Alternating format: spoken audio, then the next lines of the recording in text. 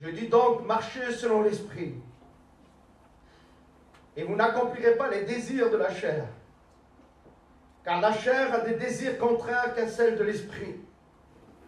Ils sont opposés entre eux, afin que vous ne fassiez point ce que vous voudriez.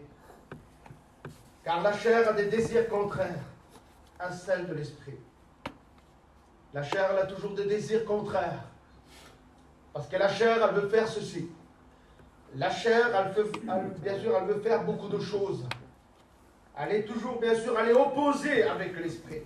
Parce que lorsque la chair veut prendre le dessus, et lorsque nous sommes animés de l'Esprit de Dieu, parce que celui qui est en nous est bien plus fort que celui qui est dans le monde, alors ce monde soit écrasé par l'Esprit de Dieu, parce que bien sûr, Dieu nous a donné l'Esprit de Dieu, cette autorité, bien sûr, d'abaisser la chair, que la chair s'écrase, que la chair, Seigneur, s'écrase, et que l'Esprit de Dieu soit animé dans notre cœur, dans notre vie.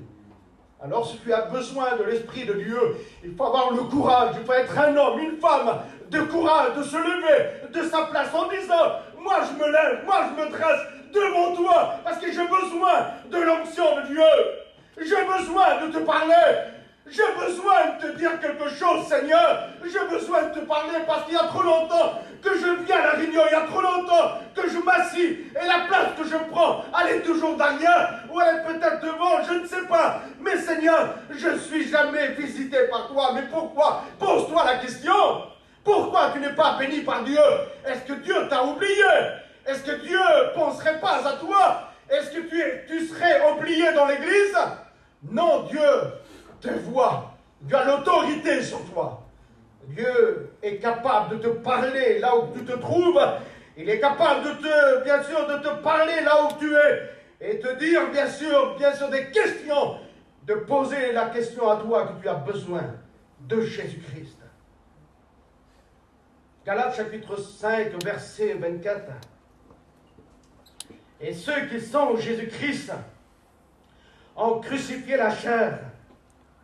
Oui, ceux qui ont donné leur cœur à Dieu, ceux qui sont Jésus-Christ ont crucifié la chair avec ses passions et ses désirs.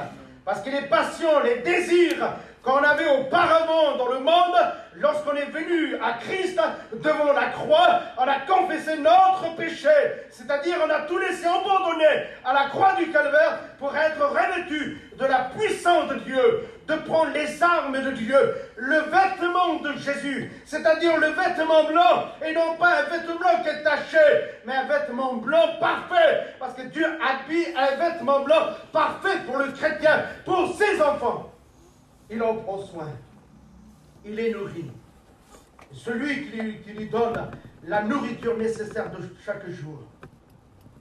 Alors si nous vivons par l'Esprit, alors nous devons marcher aussi selon l'Esprit. Amen. Nous ne devons pas marcher selon la chair. Non pas accomplir des choses de la chair, mais accomplir des choses de l'Esprit. Tant que l'Esprit sera dans notre cœur, quel que soit dans le monde qu'on fera, Dieu nous rappellera toujours. Dieu nous interpellera toujours, parce que les choses que nous prenons ne sont pas bonnes. Et parfois, bien sûr, certains, je ne dis pas donc l'Église, mais certains d'entre nous, certains de son Église, certains prennent et ça ne leur fait rien du tout. Alors, il faut examiner, regarder à l'intérieur de notre cœur et de notre âme. Si cela ne fait rien pour toi, il faut te poser la question, Seigneur, et de mettre ta vie en règle devant lui. Il est capable de l'ôter. Il est capable de l'ôter. Il ne faut pas limiter Jésus-Christ, la puissance de Dieu. Il ne faut pas la limiter. Il est capable de délivrer. Il est capable de guérir. Il est capable de transmettre à un cœur ce qu'il a besoin. Alors, nous devons rester attachés à Jésus-Christ et que le nom du Sauveur soit béni. Dans Jean, chapitre 15, verset 1er, vous connaissez ce récit de la parole de Dieu. Je suis le vrai cep. Il prend cette parabole, Jésus-Christ. Je suis le vrai cep. Et mon Père, le vigneron. Lui, il est le cep. C'est-à-dire Jésus le cep. Et mon Père, le vigneron. Lui, il est le vigneron. Et le vigneron, c'est le patron, lui. Le vigneron, il est assis sur son trône. Et puis il regarde. Il regarde. Je suis le vrai cep et mon père est le vigneron. Et tout sarment qui est en moi et qui ne porte pas du fruit, il est retranché. Seigneur, celui qui ne porte pas du fruit, il est retranché. Et vous savez, on a l'habitude de faire les vendanges. On les a fait bien sûr du côté de Bordeaux et après on les a fait du côté de Reims. Et puis on a l'habitude de faire la vigne. Et vous savez que dans une vigne, il y a du raisin. Et bien tout au long de l'année, il y a une préparation. Le vigneron, il prépare sa vigne. Il en prend soin. Il donne tout pour sa vigne. Parce qu'il est, bien sûr, c'est sa vigne à lui, il en prend soin. Et bien des fois, bien sûr, dans la vigne qu'il a fait, parce qu'il ne veut pas qu'il y ait des espaces, hein, bien sûr, des espaces dans les vignes. C'est-à-dire où qu'il manque des pieds, alors il essaye de planter encore un pied, parce que pour que ça repousse. Alors, c'est qu'il y a des pieds, qu'il n'y a rien qui sont secs parfois.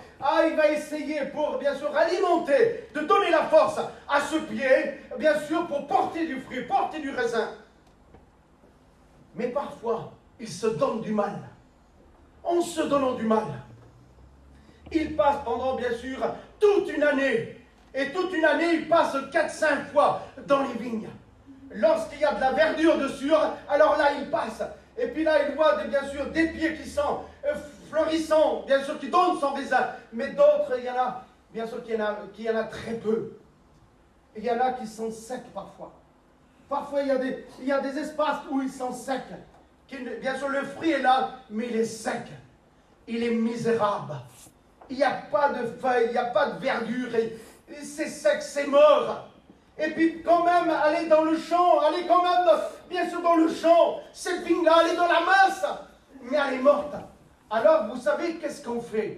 Lorsque ce raisin est sec, on coupe celui, bien sûr, qui est mûr, et bien sûr, qui est mûr, mais lorsqu'on voit ce raisin-là, on fait un demi-tour, on le laisse, on l'abandonne, parce qu'on passe un peu plus loin, parce qu'il n'y a rien à récupérer. Et vous savez que Jésus-Christ, il essaiera par tous les moyens, comme ce vigneron, il essaiera par tous les moyens, afin que sa vigne soit féconde, afin, bien sûr, que le raisin soit attaché au cep, que le raisin, bien sûr, soit attaché, et puis bien des fois, Seigneur, ils arrosent, ils mettent du produit, et puis, bien sûr, il est alimenté tous les jours, il prend soin, et puis bien sûr, tout au long de l'année. Et puis certaines vignes ne portent à rien. Elle est comparable à l'Église.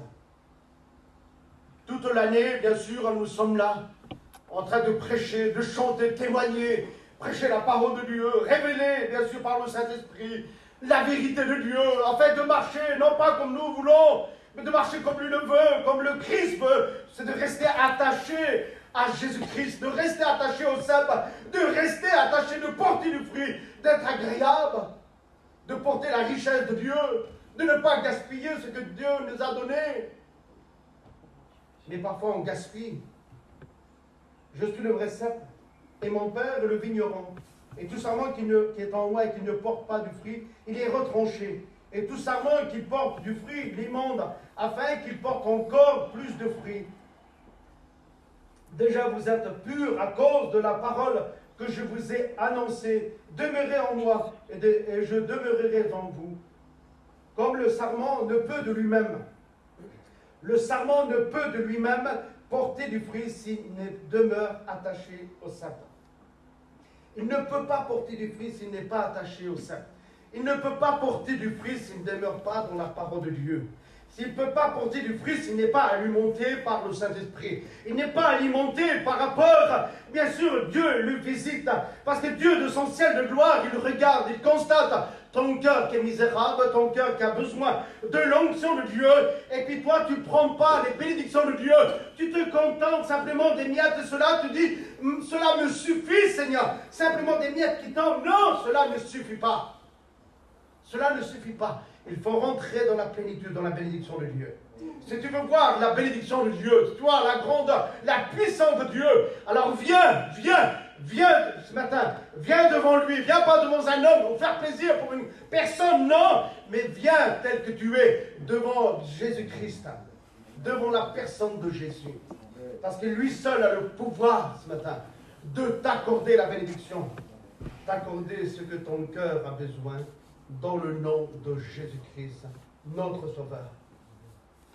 Dans Jean 15, au verset 2, le sermon, Jésus parle de deux catégories de sermons. Il y a deux catégories de sermons. Il y a ceux qui sont stériles. C'est-à-dire celui qui est stérile, il ne porte à rien. Il n'est pas fécond. Il est stérile, il est mort. Et c'est pour cela, bien sûr, celui qui est stérile ne peut pas porter du fruit. Alors, on ne peut pas remercier Dieu, parce que nous n'avons pas la force.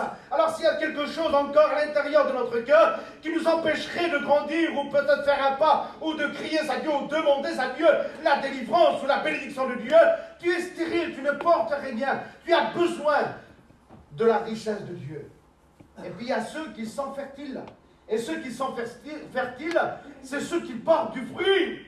C'est ceux qui restent attachés, de rester attachés à la parole de Dieu. Alors le serment qui porte du fruit, ce sont ceux qui ont en eux la vie à cause de leur foi, persévérant en Christ et de leur amour pour lui. Les croyants doivent s'attacher et à plaire à Dieu. Et je terminerai par ce texte de la parole de Dieu de Job au chapitre 22 et verset 21. Attache-toi donc à Dieu et tu auras la paix. Reste attaché à Dieu et tu auras la paix ce matin. On prie le Seigneur ensemble sur ces quelques paroles.